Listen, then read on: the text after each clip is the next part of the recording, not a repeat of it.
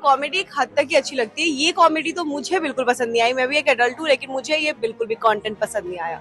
मुझे लगता है कि ये जो बोला काफी गलत गया। I understand dark comedy. Comedy is not my forte, ऐसा कहने से नहीं चलेगा। दोस्तों, रणवीर अलाहाबादिया कहूँ या वल्गर अलाहाबादिया कहूँ, सोशल मीडिया पे तो इसी तरह की बातें हो रही हैं जब से उनकी कंट्रोवर्सी जो है लोगों के सामने आई है। और हाल फिलहाल में जब वो इंडियाज गॉट लेटेड में पहुंचे थे, समय रैना का जो शो था इतने टाइम से ट्रेंड कर रहा है, लेकिन जब उनकी स्टेटमेंट वायरल हुई उसके बाद सोशल मीडिया पे बवाल मच गया। उनके खिलाफ एफआईआर दर्ज होती है, लोग जमकर उनको ट्रोल कर रहे हैं। लेकिन इसी बीच युवाओं में उनका किस तरह का गुस्सा जो है वो भरा हुआ है, देखने की बात है। और अब जानते हैं, आप न्यूज़ रूम में जितने हमारे युवा हैं उनसे जानते हैं कि वो किस तरह इस स्टेटमेंट को लेते हैं और जो इनकी अडल्ट जो कॉमेडी है उसकी जो कंट्रोवर्सी है वो किस तरह उसको देखते हैं। आइए जानते हैं।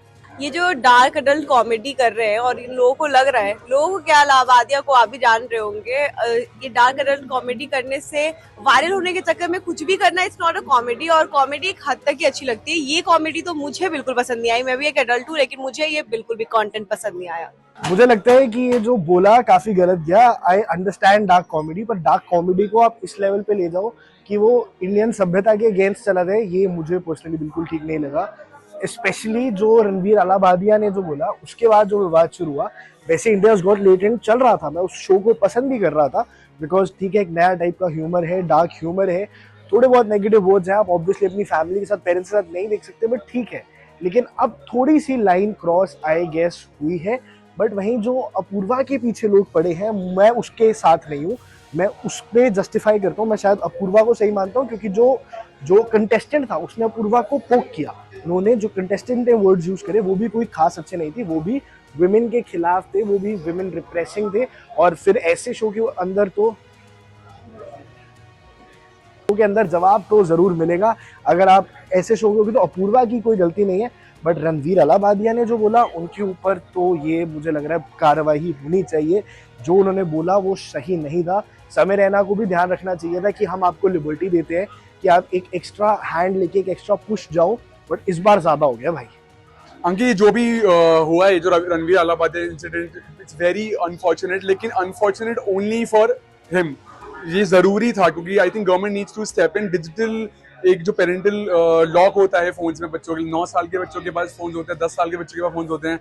घर में भले ही पेरेंटल लॉक हो सकता है, गाइडेंस हो सकती है, लेकिन once the kid steps out, they meet their friends, the reel is everywhere, reel हर जगह वायरल हो रखी है।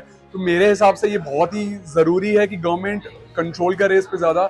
और जो I think he just lost a subscriber. So of course Ankit, बिल्कुल सही कहा आपने कि कहीं ना कहीं लाइन होनी चाहिए, चाहे वो आर्ट में ही क्यों ना हो, क्योंकि अगर लाइन ना हो तो चीज़ें काफ़ी प्रॉब्लमैटिक हो जाती है। और उसके बाद ये इस तरीके की टिप्पणी करने के बाद ये कह देना कि comedy is not my forte, ऐसा कहने से नहीं चलेगा। क्योंकि अगर आप अपनी पर्सनालिटी को एक गुड बॉय प्रेजेंट करते हो और उसके बाद आप अलग अलग प्लेटफॉर्म पे अलग अलग बयान देते हो बिना ये जाने कि एक लाइन होती है आर्ट में भी, क्योंकि ये भी एक बहुत ही डिबेटेबल टॉपिक है कि लाइन होनी चाहिए या नहीं होनी चाहिए। लेकिन सवाल ये है कि अगर आप गुड बॉय प्रेजेंट करते हो तो जैसे ही प्लेटफॉर्म चेंज होता है तो आपके बयान क्यों चेंज हो जाते हैं।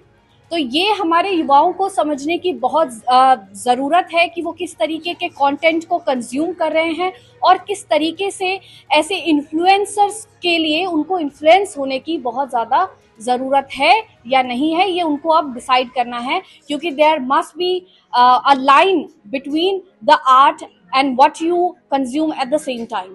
प्रधानमंत्री नरेंद्र मोदी जब आपको कंटेंट क्रिएटर का अवार्ड देते हैं तो बड़ा अच्छा लगता है, लेकिन जब आप ये बोलते हैं तो ये शोभा नहीं देता। आप पॉडकास्ट में बैठकर बड़ी बड़ी बातें करते हैं और जब आप ये बोले तो आपका अंदर का अश्लीलता दिखा, और ये शोभा नहीं देता, बिल्कुल बर्दाश्त के बाहर है ये। बिल्कुल, कंटेंट क्रिएटर के नाम पे आप कुछ भी मतलब समाज में आप परोस नहीं सकते हैं। अलग अलग संबंधों पे इस तरीके से अनर्गल बातें करना, इससे अपने व्यूज़ बढ़ाने के लिए आप कुछ भी नहीं थोप सकते समाज में। मैं ये नहीं कह रहा हूँ कि समाज में अच्छी अच्छी सब चीज़ें चल रही है और ये लोग गलत कंटेंट बना रहे हैं। हम ये कह रहे हैं कंटेंट क्रिएशन के नाम पे आप पूरा करकट नहीं बेच सकते, कुछ भी नहीं परोस सकते।